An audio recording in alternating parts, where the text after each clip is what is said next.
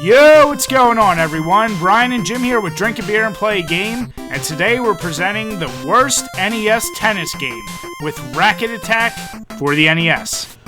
Yep. Oh, good. Released in 1988, this was developed by Toze and... Toze? It was published by Jalico. It's a tennis game and we don't like it a lot. So that's why we said it's the worst. But we do have our legit reasons, so let's just look at it. Before I specifically talk about this game's graphics, it's important to note that all the tennis games on the NES really didn't look that impressive. And like most games from Jalico, they have really detailed sprites, and they're larger than life. But just like the goddamn NES shitty soccer game, they have this weird camera motion that after you serve, once the other player returns, it kind of zooms in. And it can really fuck up your perspective, and it gets really annoying. Other than that, it looks like a tennis court. There's not much to say. So, as far as scores, I gave it a 5, Jim gave it a 6. He only gave it a 6 because this is the only one he could beat me in. And as far as... Stop giggling. And as far as beers, I'm going to start this off right. 2 beers. Both for me, because Jim doesn't get any. Alright, the music. Fucking asshole's still giggling over here. Oh, God. Anyway, the sound package is actually pretty impressive, especially for 1988. There's some good digitized voice work in the game, even though the game has to oddly pause. So, say you hit it out for a point, then it'll stop and go out, and then it'll go back to gameplay, and then it'll go the score. It's weird, but it does sound good. The music's actually pretty nice too. I'll give Jalico one thing, they always have some pretty good music tracks in their games. So the music in-game's pretty decent, the music in the intro screen's fine, the sound effects are pretty good. Again, there's only one song during the actual gameplay, which gets annoying after a while, but at least it's less annoying than any of the other tennis games.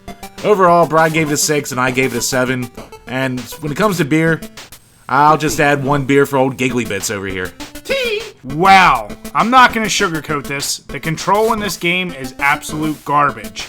There is a huge delay. And if we were fancier, I'd show you a video of me hitting the button and then how long the animation takes to actually swing your racket. But just take my word on it. No, you're just lazy. Listen, this game sucks. I'm not willing to put any more effort into reviewing this piece of shit than saying it's a piece of shit. Brian would never be Mark Barron with an attitude like that. Way to talk. What? Mark. Anyway, in all reality, we respect the fact that this game really tried to be the best simulation tennis game, but it really didn't work in execution. They tried little touches like throwing the ball up to serve, and other games did it, but this one just had that extra level of delay that really annoyed the shit out of us. How hard can you really make a tennis game where your only objective should be to hit the ball back and forth? We don't know. This one fucked it up royally. So, I gave it a 3, Jim gave it a 4. As far as beers, add in another 3 beers, because you're going to need it to even attempt to enjoy yourself. Jesus. The gameplay definitely has issues. One good thing is you get a bunch of different players and they all have different strengths and weaknesses. So, that's always fun, and this is probably one of the first to do that. There, I stole your originality. Go fuck yourself. Anyway, the game has a real problem with depth perception, like Brian said, because depending on what side of the court you are, your timings just get thrown off so much. Besides that, the hit detection is questionable at best. Sometimes you'll think you'll be right on it, and it'll fucking miss completely, or it'll go in some godforsaken direction.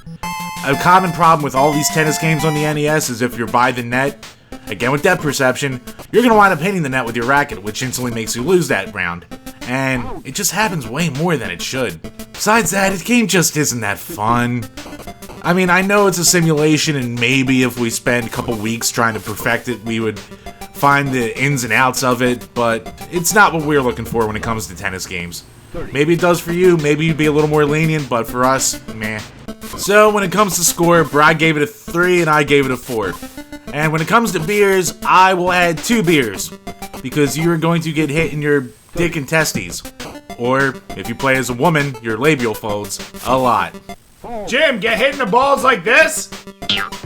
Oh, God, not again. Why do you bring this back? Gotta knock that lazy eye straight. No, go fuck yourself. I'm out. No, I'm out. God, no. The originality I can keep short, other than the camera that zooms in and out at inappropriate times, and the fact that you have different tennis players, each with their own strengths and weaknesses. There's not a lot original, but considering this is still early in the NES, we gave it more points. So, we both gave it a 4. As far as beer, I'm not going to add one because in reality, none of these tennis games other than the first tennis game really offered anything that new. When it comes to replayability, I'm going to keep this short as well. You have a bunch of different characters, which is good, but you have almost no gameplay modes, which sucks. You can go against a buddy, so it automatically gets a 5 from us, and the inclusion of multiple characters with strengths and weaknesses gives it that one little push more to above average. So, we both gave it 6s. And when it comes to beers, I'll add another 2 because I'm not blackout drunk yet, which you need to be for this piece of shit game. So overall, this was a very easy decision for Jim and I to make. So while none of the tennis games on the NES were actually that good, this one sucked a special kind of dirty dick. I mean, a kind that... Wait, what? Think about it, Jim.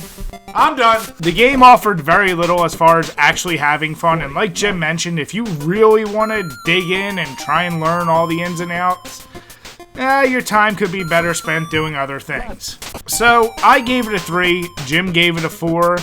Honestly, he only gave it a 4 because this is the only tennis game he could beat me in. I scored it before we played! And when we combined it all together, it rounds out to a 4.2. Hardcore tennis fans may appreciate this title, but we really couldn't. So, I'm warning you, if you're gonna get this game, if you're a completionist or a real tennis fan, don't spend more than like $2 for this. When it comes to beer pairing, I'm gonna have to pair this with Busch Light from Anheuser-Busch. How many people even really know this beer? I'm sure you've heard the name, but when it comes to the shitty light beers out there, this is the lower end of even those beers, and it's for good reason. There's no taste and not a lot of substance.